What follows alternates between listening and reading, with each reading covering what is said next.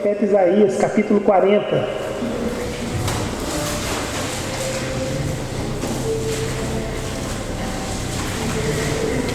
Tia Live, você podia levar o Gabi na salinha, por favor? Obrigado, Tia Live. A Tia Vanessa está lá também. Ok. Versos 30 e 31. Isaías 40, versos 30 e 31.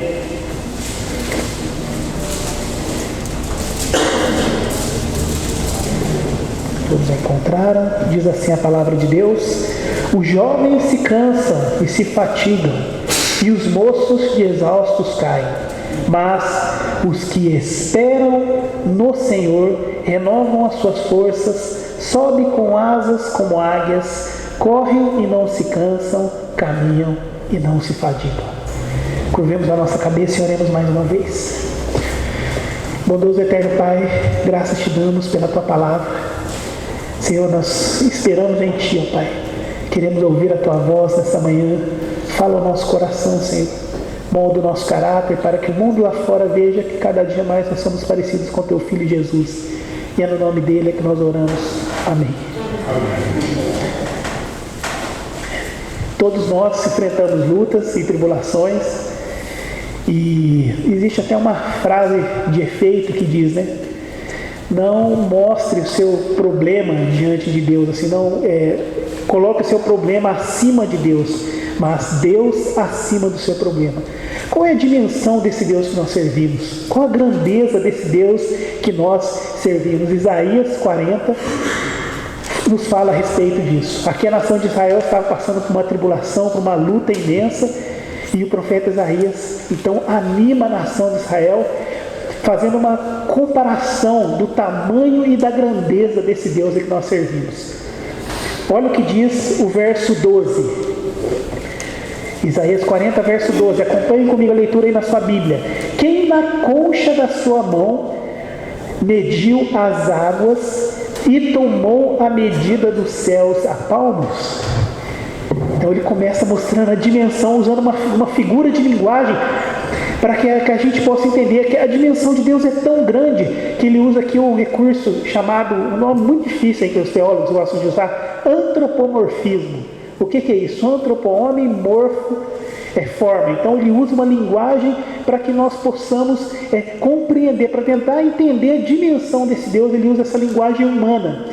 Quem então, como que pegar toda a água da terra e coloca aqui na palma da mão, assim como nós, as irmãs, quando pegam um balde de água, os irmãos enchem a mão da água para escovar os nossos dentes. Deus, ele coloca a água do mundo inteiro, ele cabe aqui nas palmas da sua mão. E aí, quem mediu os céus a palma? Assim como nós vamos fazer uma medida para pregar um quadro na parede, para medir uma mesa, o tamanho de uma toalha, alguma coisa que nós queremos comprar, Deus, ele mede os céus a palmos. Olha a dimensão desse Deus. Ele continua ainda falando no verso 12: quem recolheu na terça parte de um efa, que ele usa um sistema de medida da época, o pó da terra, e pesou os montes em romana e os outeiros em balança de precisão. Então, assim como nós pegamos um pouquinho de pó e uma balança de muita precisão para medir às vezes um pozinho de ouro ou de alguma coisa preciosa, Deus, ele pega toda a terra que nós temos no mundo, e ele mede assim, para ele, como se ele pudesse medir isso numa balança de precisão. Olha o tamanho, a dimensão do nosso Deus. Continuando, verso 13: quem guiou o Espírito do Senhor? Ou como o seu conselheiro o ensinou? Aqui ele usa perguntas retóricas. Quem que guiou o Espírito do Senhor? Ninguém. Ele é soberano, criador dos céus e da terra. Ou quem, como o seu foi conselheiro, o ensinou? Quem pode ensinar a Deus? Ninguém. Ele é onisciente, ele conhece tudo. Verso 14: com quem tomou ele conselho para que lhe desse compreensão? Quem o instruiu na vereda do juízo e lhe ensinou a sabedoria e lhe mostrou o caminho do entendimento? Ninguém. Esse Deus é o Deus soberano, ele conhece todas as coisas, não é necessário que ninguém o entenda. É uma pergunta retórica que nós já sabemos a resposta é ninguém. Continuando, verso 15: Eis que as nações são consideradas por ele como um pingo que cai em um balde e um grão de pó na balança. As ilhas são como pó fino que se levanta. Às vezes nós ligamos o jornal e ficamos desesperados, né? Vemos aí o mundo muçulmano crescendo, vemos às vezes o comunismo também sempre se levantando, que são forças que se opõem contra a igreja de Deus. E a gente fala, meu Deus, o que vai acontecer? Essas nações crescendo, o que vai acontecer com a igreja de Cristo? Mas olha o que são essas nações diante de Deus, como nós acabamos de ler. São consideradas como um pingo que cai no balde, como um pó que cai na balança. Depois ele vai falar mais um pouco sobre isso mais adiante. Continuando o verso 16, nem todo o Líbano basta para queimar, nem os animais para um holocausto. Verso 16, os famosos cedros do Líbano. Então, se nós pegássemos todas as árvores do Líbano e todos os animais presentes na terra e fizéssemos um sacrifício, mesmo assim nós não conseguiríamos alcançar a grandeza desse Deus. É lógico que esse é o sistema de sacrifício que estava ali vigente naquela época. Mesmo assim não conseguiríamos alcançar a dimensão e a grandeza deste Deus. Continuando, agora aqui ele vai falar novamente das nações. Olha que interessante, verso 17. Acompanhe comigo na sua Bíblia. Todas as nações são perante ele como coisa que não é nada. Ele as considera menos do que nada, como um vácuo. Olha como que ele vai descrevendo e vai decréscimo, né? Decrescendo. As nações são como perante ele, essas nações que tentam se opor contra Deus, são perante ele como nada. Aí ele, o profeta Isaías, nada não, menos que nada. Menos que nada ainda é pouco para descrever, é como um vácuo. Olha só, nada, menos que nada como um vácuo diante da grandeza do nosso Deus.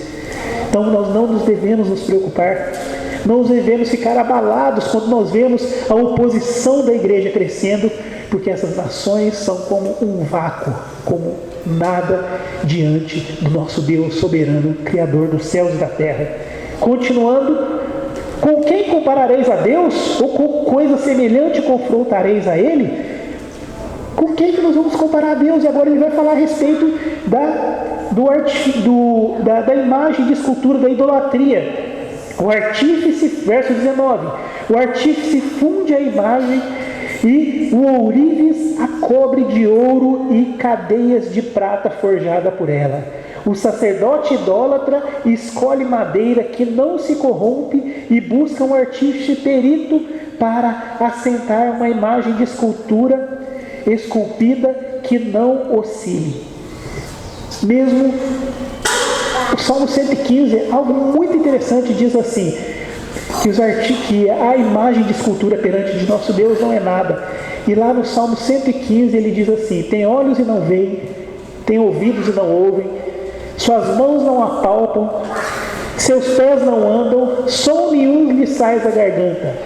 E são semelhantes a eles os que o fazem e tanto o que neles confiam. Nós temos que pôr a nossa confiança diante desse Deus. Adoramos esse Deus que não tem imagem que possa representá-lo. Porque como nós vemos em João 4, importa, Deus ele é espírito e importa que os adoradores o adorem em espírito e em verdade. Então Deus ele é espírito. Quando o salmista usa essa linguagem de antropomorfismo, é para poder comunicar para nós a grandeza deste Deus, mas falando dos olhos de Deus, das mãos de Deus, né, do coração de Deus, mas é apenas uma figura de linguagem. Deus ele é espírito, e importa que os adoradores o adoram em espírito e em verdade. Continuando, o sacerdote, verso 21, acaso não sabeis, porventura não ouvis, não vos tem sido anunciado desde o princípio, ou não atentastes para os fundamentos da terra? Verso 22, olha a dimensão do verso 22, ele é o que está assentado sobre a redondeza da terra, cujos moradores são como gafanhoto, e é ele quem estende os céus como a cortina e os desenrola como tenda para neles habitar. Olha o princípio aqui no início do verso 22. Ele está sentado sobre a redondeza da terra. Sabe quando que os cientistas descobriram que a Terra era redonda?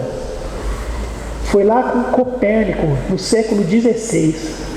Mas o Isaías, profeta Isaías, pela revelação de Deus, 700 anos antes de Cristo, já sabia que a Terra era redonda. Olha a dimensão. A palavra de Deus, ela não vai contra a ciência, de maneira nenhuma. A palavra de Deus, ela caminha junto com a ciência. E ela é acima da ciência. E ela é inerrante, ou seja, ela não erra. Ela é infalível, não falha. Ela é suficiente para nos salvar. E a revelação de Deus, ela é perfeita. Olha a dimensão disso, meus irmãos. Como diz ali, ele está sentado sobre a redondeza. Deus sabe desde o princípio que a terra é redonda. E aqui, cujos moradores são gafanhotos, ele estende os céus como cortina e os desenrola com a tenda para neles habitar. Então, nós aí, jovens, os adolescentes, talvez já tiveram aí a experiência de poder acampar em algum lugar, né? Você acampa. E aí na hora que você vai dormir, você deita ali na sua tenda, ali na sua cabana, na sua barraca, ou na praia, né? Quem teve a oportunidade de acampar. E aí você deita e olha e você vê ali o teto da cabana. E o que o Isaías nos mostra? Ele diz que que a tenda de Deus é o próprio céu. Ele, olha a dimensão do verso 22. É ele, finalzinho, é ele quem estende os céus como a cortina e os desenrola como tenda para neles habitar. Essa é a dimensão do nosso Deus, meu irmão. Eu não sei que tipo de luta que você entrou aqui nessa manhã, que você está enfrentando, lutas financeiras, desemprego, problemas de saúde, mas o nosso Deus é um Deus grande e soberano. Olha a dimensão, a grandeza e a soberania do nosso Deus diante de tudo que ocorre. Continuando, verso 23, acompanhe comigo aí na sua Bíblia. É Ele quem reduz amados príncipes e torna em nulidade os juízes da terra. Todo poder e autoridade foi constituída por Deus, mas Deus está acima de todos eles. Então nós temos visto aí no jornal o Supremo Tribunal de Justiça, temos visto aí as autoridades se corrompendo.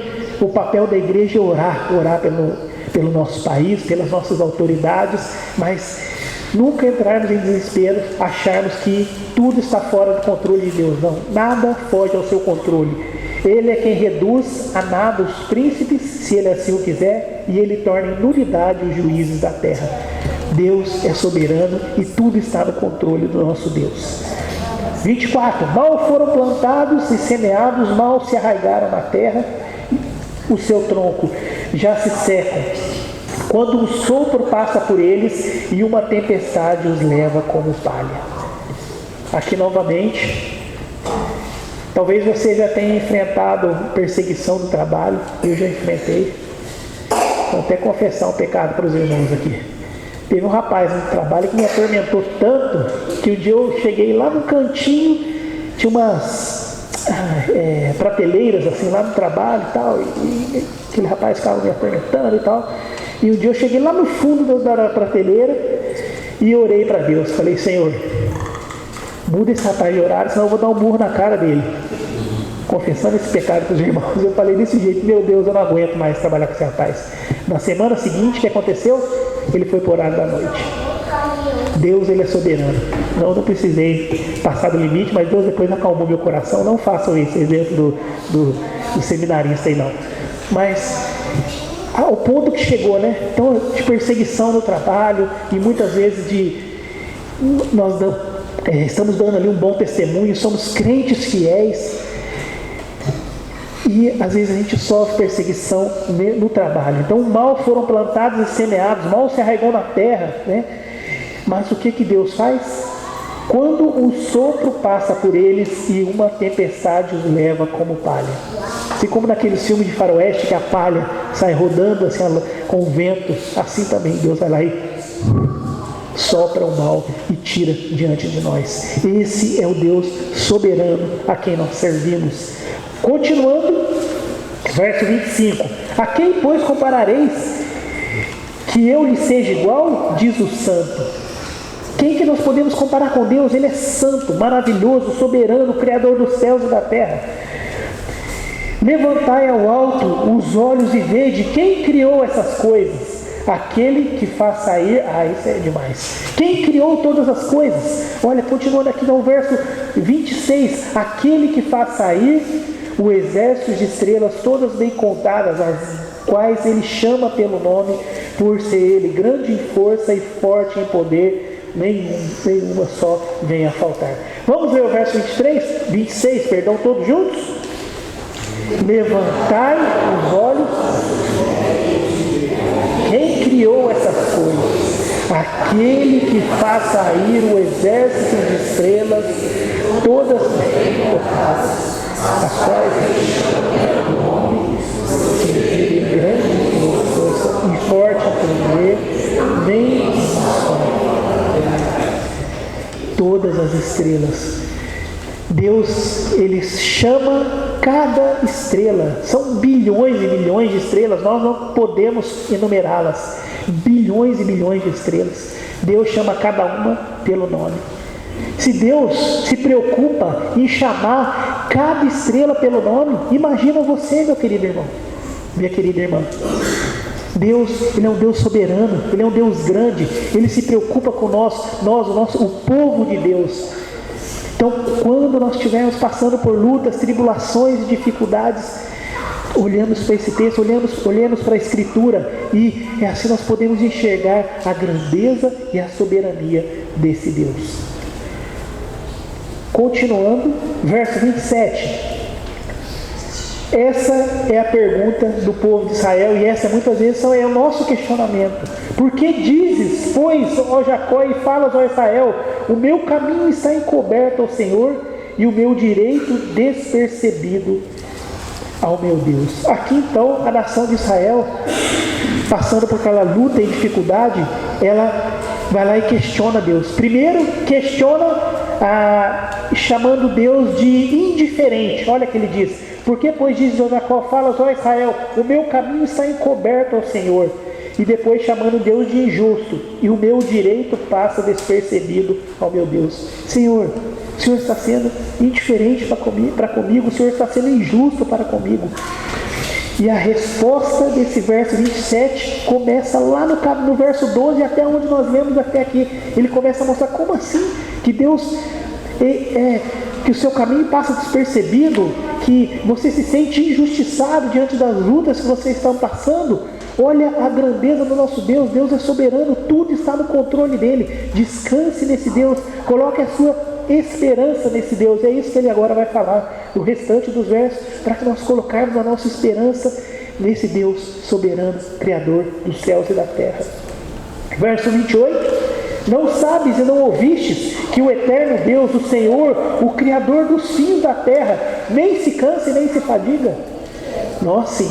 Depois ele vai falar, nós nos cansamos e nos fadigamos, mas Deus, ele não se cansa.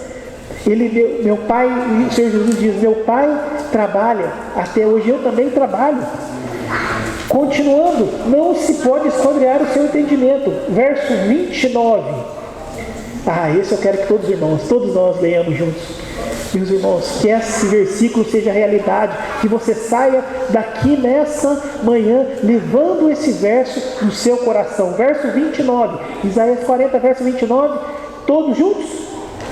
Faz forte o cansado e multiplica as forças a que não tem inimigo.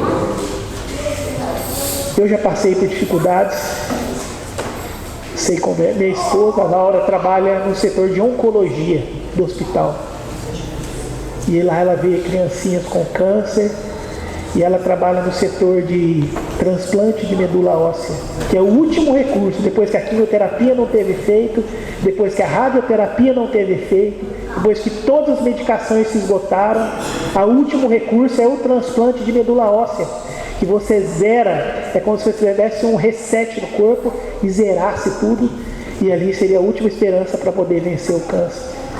E aí muitas vezes ela chega contando para mim, chorando, que alguns casos dá certo o transplante, mas outros casos não. o câncer volta e aí passa ali um mês, uma semana, 2 meses, 3 meses no máximo, e ali aquela criancinha, ou aquele jovem, ou aquele adulto vem a falecer. Que luta, né, meus irmãos?